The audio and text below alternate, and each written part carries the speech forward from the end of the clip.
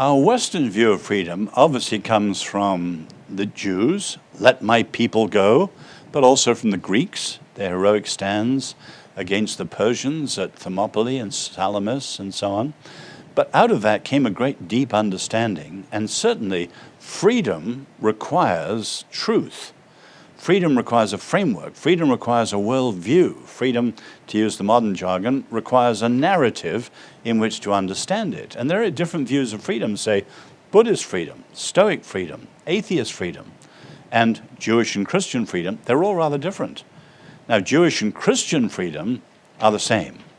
Freedom is a gift of God that's discovered in relationships, but it requires truth. We've got to know what we're free to be. As Lord Acton says, freedom is not the permission to do what you like.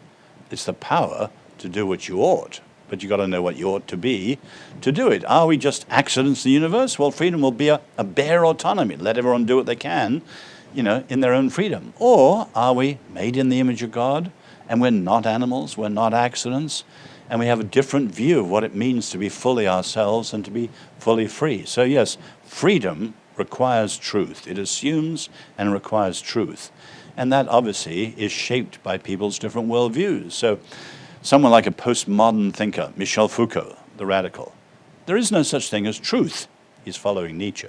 Truth is dead, knowledge is power. So all you look at is the power relationship.